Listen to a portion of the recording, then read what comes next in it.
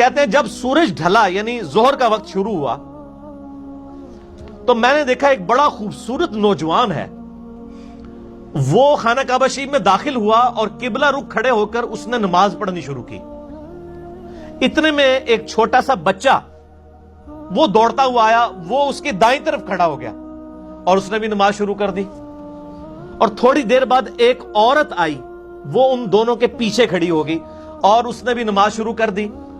اور میں نے دیکھا کہ وہ قیام کرتے ہیں، قیام کے بعد وہ رکوع میں جاتے ہیں، پھر سجدے میں، اور وہ بچہ اور عورت بھی ان کے پیچھے پیچھے اقتدا کر رہے ہیں۔ تو میں نے عباس سے کہا کہ عباس بن عبد المطلب، یہ تو بڑا حیران کن معاملہ ہے جو میں دیکھ رہا ہوں، میں نے اپنی زندگی میں ایسے کبھی ہوتے دیکھا نہیں ہے۔ تو حضرت عباس نے بھی کہا تھوڑے میں بھی نمبر ٹانگ لواں، حالانکہ اسلام نہیں لائے ہوئے تھے۔ انہوں نے کہا پتہ یہ کون ہے؟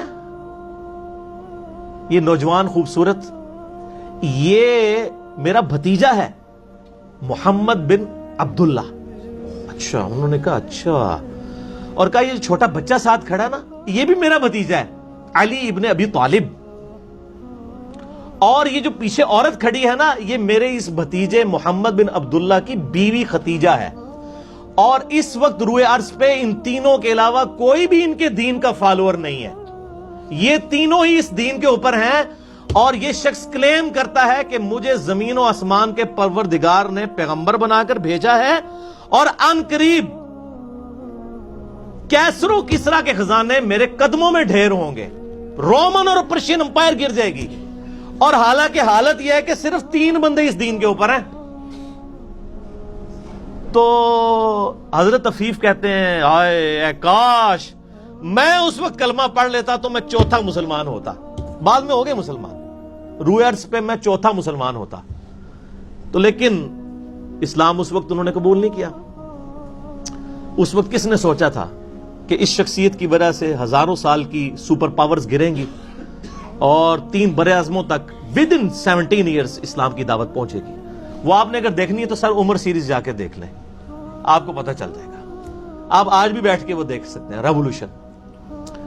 تو یہ حدیث کیا آپ کو بتا رہی ہے کہ 3 بندوں کے علاوہ کوئی چوتھا مسلمان نہیں تھا، حضرت عباس کہہ رہے ہیں۔ یعنی ابھی حضرت ابوبکر بھی مسلمان نہیں ہوئے تھے اور زید بن حارثہ بھی نہیں ہوئے تھے، 3 مسلمان۔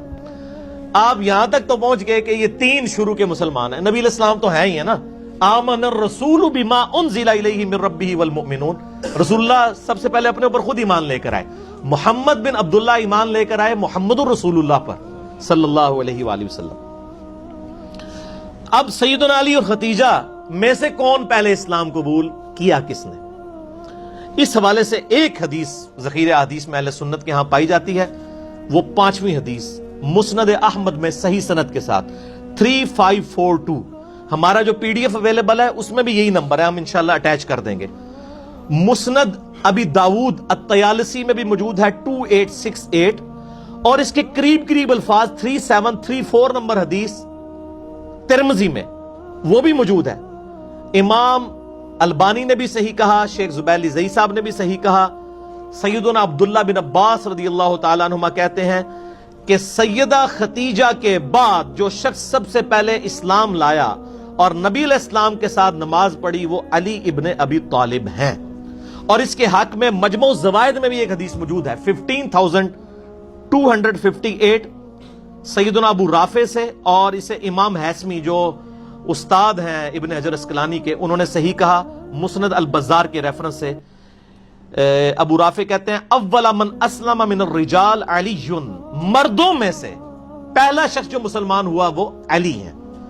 ومن النساء ختیجہ، اور عورتوں میں سے ختیجہ۔